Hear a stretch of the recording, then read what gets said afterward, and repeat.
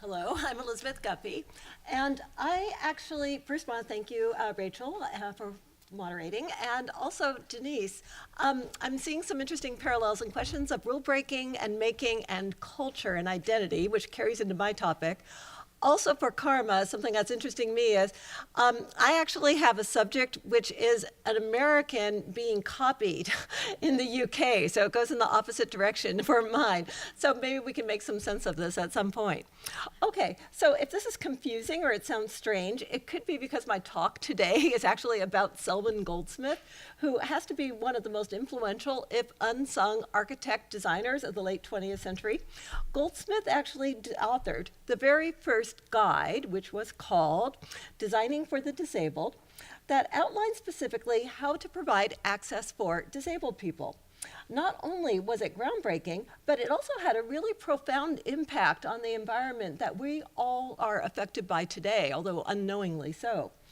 So he's very, very groundbreaking in those ways. He creates a template for design for disabled people that's still followed even now. So with Goldsmith, it could be argued, he was largely unheralded, but a hugely influential rule maker.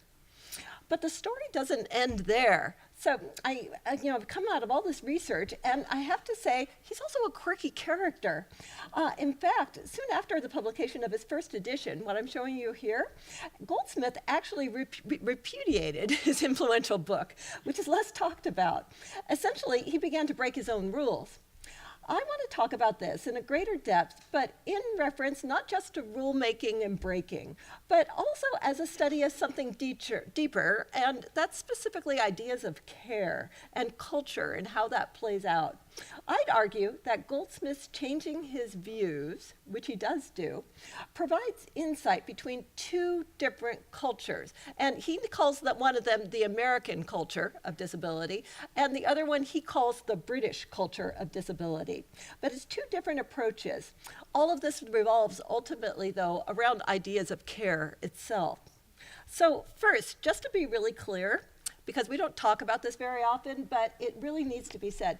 Before Selwyn Goldsmith's designing for the disabled, there was no guidance out there at all, or rules, if you will, for architects and designers who were providing access for disabled people. It just didn't exist. In fact, up until the end of World War II, most disabled people generally themselves lived really severely circumscribed lives. So the world was simply not designed with them in mind. That is, the accommodations that we all take for granted today, so that would be things like curb cuts or ramps for wheelchairs, all that sort of stuff, just were not in existence at all. So it's really a matter of course then for disabled people to not have access to the outside world. And because of that, essentially, they were excluded from buildings and facilities. What that meant is, and I think few non-disabled people think about this, but I'll make it explicit, that they basically did not have access to life itself, that most of the stuff that we would take for granted just were not possible.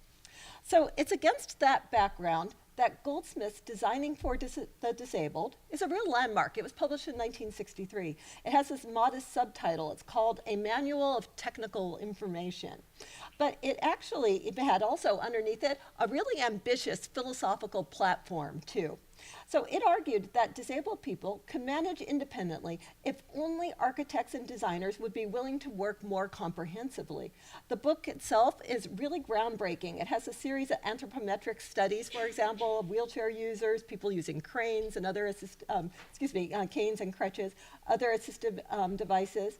But essentially, it advises on the needs of such people and how they can be incorporated into mainstream design. So at its core, it has this compendium of 224 diagrams that Goldsmith helped draw. But also, perhaps more subtly, it makes it really clear that what passes as disability can actually be fixed by really easy, simple, thoughtful designs if they're thought out in advance, like this for a building entrance. Before I go any further, I should probably also add that Goldsmith himself and this whole contribution that he makes to the world of access stemmed indirectly from the fact that he himself had contracted polio during one of these massive epidemics that swept through Europe and the US in the post-war period. So he was actually contracted polio in 1956. That was the same year that he graduated from school as an architect. He became paralyzed on the right side of his body as well. But he also found a real new direction for his interest in design from specifically this impairment. In 1960, the Royal Institute of British Architects and also a polio-based charity, they prodded his interest and asked him to write something entirely new, which is this comprehensive practical guide manual for people who had similar impairments. So soon they sent him up to Stockholm to go to an international conference on the subject. And it's almost immediately that he met there this man, the American Tim Nugent. And Nugent, I'm showing you here, he's in a photograph with a bunch of his students at the University of Illinois. So when Nugent arrived, Goldsmith really felt, and he says it very clearly, that Nugent was prepared to change the world. Those are the terms that he uses. Now, I mentioned to you Nugent's nationality for a specific reason, because to Goldsmith's mind, national cultures of design were really significant. And indeed, aside from his personal background, Goldsmith was not designing in a vacuum. I want to emphasize right now that at that October 1961 meeting between those two men, they came from really different places with really different sets of ideas. So Goldsmith was coming basically from a culture of care in the UK, but he was facing Nugent, who was coming from something very different, which was shaped in the US. So let me just pause for a moment and explain this. Again, this is one of these things that nobody really kind of makes absolutely clear, but I probably need to make it clearer to you. Just to pause for a moment then. So the UK actually had a fascinating and really distinctive culture of disability in the post-war years. Indeed, since World War II, at the end of World War II, Britain had a welfare state, and it was really a different approach that they developed there for physical impairment. So in that context, disabled people were treated different, and they were treated as if they were special. Over the years, that meant that there was a whole design culture that develops around those ideas, and is really built on an ideal of exclusion and special facilities. So that meant, for example, the development of this, which are these three-wheeled cars, which could be used on roads, but they could be used elsewhere too. And they were provided free by the National Health Service. They were for wheelchair users or people with other mobility impairments. It's a distinctive culture, probably as British and distinctive as the Queen herself. And I love this photograph, putting the car and the Queen next to each other. And what better statement of Britishness could you get there? Actually, they also come with a whole bunch of special privileges, those cars did too. So for example, if you had one of these cars, you've been vetted through the British Ministry of Health, you could get access, for example, to the playing fields where soccer, football matches were being held, and you could park your car right up against the sideline, so you had a really good view of what was going on there.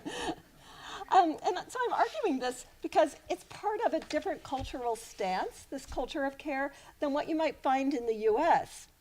But when Goldsmith actually met Nugent in Stockholm, so that's in 1961, he really didn't realize much about American culture being really steeped in a different approach towards disability. And that really gave this whole different sense of what disability is and what you do about it too.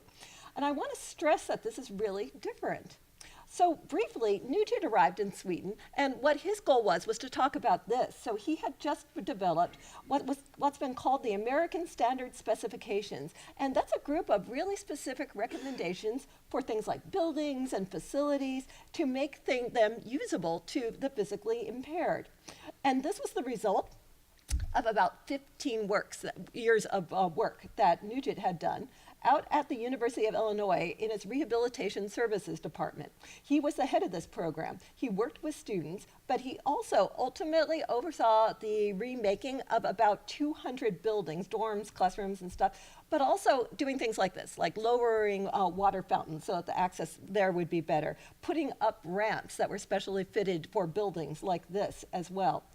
Over time, the University of Illinois actually authorized him to redo the entire campus.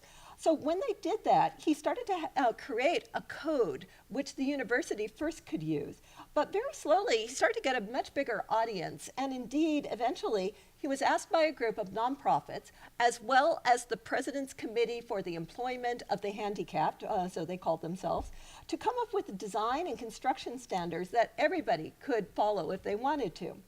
So on that fateful day, when Nugent actually met Goldsmith, and Goldsmith was so astounded, what he did was Goldsmith heard Nugent talk about this. For Goldsmith, Nugent's approach was utterly different than anything he had ever heard over in Europe.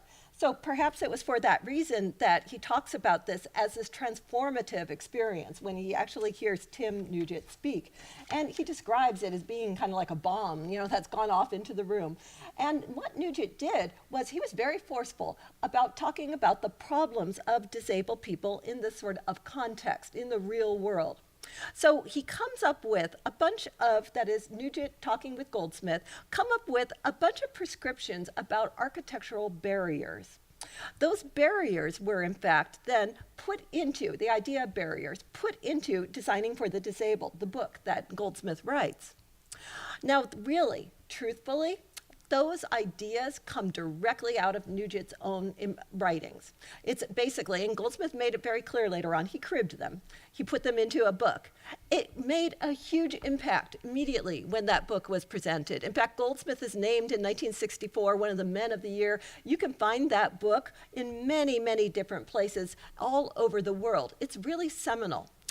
Goldsmith, however, didn't stop there. He was really asked to write a second edition almost immediately. He decided to do research. He decided to go to Norwich, an East Anglian town, which he thought was a representative city. When he arrived there, he found the welfare rolls of 284 wheelchair users, and he looked up every one of them and went to their houses and studied how they used their environment. He was shocked. It was totally different than what Nugent had led him to believe. Now remember, Nugent was coming out of the University of Illinois, and for Goldsmith, as he would talk about it later, at Illinois, they believed in a very distinctive paradigm, and it was based on an idea of America being the land of opportunity, and all you had to do was give people in wheelchairs a chance to work for themselves, to be independent, and they could reach a certain potential. There was a sense of competitiveness as being important between the students who were using wheelchairs and other students. So Nugent believed that the disabled students should be allowed to compete at the same grade, the same level as non-disabled people. This was a very complicated thing. It meant that they literally had to train a lot of these students for the first time away from home to change clothes, how to feed themselves, how to even toilet. Goldsmith writes how when he starts to look into this, the stuff that was being asked them to do at Illinois was really profoundly strange, that he found it hard to imagine how any of them could do that. One of the big things that Goldsmith was upset about were toilet facilities, and he believed that Nugent had not given enough space for wheelchairs to turn around. This is a Goldsmith revision of Nugent's ideas about toilets. He also objected because those toilets, the American standard toilets, did not allow people to come in together as couples, a caregiver and a disabled person. And so Nugent, he said, was wrong. Goldsmith made very clear that these sorts of toilet facilities needed to be unisex, which is an interesting thing to think about in terms of our arguments today around those questions. This is the kind of toilet that Goldsmith said needed to be installed in buildings. Now, I'm interested in this partly because of this conversation that Nugent starts and Goldsmith continues. But there is some kind of thread running through it, which I still think has relevance to us today. Now, Goldsmith's ideas come out of that British welfare culture where you're expected, there's this idea that society itself takes care of people who are disabled. Nugent is different, though, in the way that Nugent actually argues for independence. And the idea of independence for disabled people has cut through American culture. Even something like the American Disabilities Act is meant for that. All you have to do is go uptown right now, go up to the Cooper Hewitt Museum. They have this show, The Access and Ability, and that show is coded really deeply with a Nugent-like kind of approach. The idea is, when you go in there, that there are all these devices, but they're all meant to help disabled people be independent. So something like this, for example, is a suit that a disabled person can wear that allows them to be able to have greater mobility, to help them walk in different sorts of ways. So it's interesting to me that there is this conflict that's there. In some ways, though, the most interesting thing of all, would you believe it, is very late in his life, Selwyn Goldsmith actually went back and he recanted his recantation. And if you pick up the very last book that he writes, the very last edition of Designing for the Disabled, he calls it The New Paradigm. And in it, he's revising himself. He goes back to support the American version.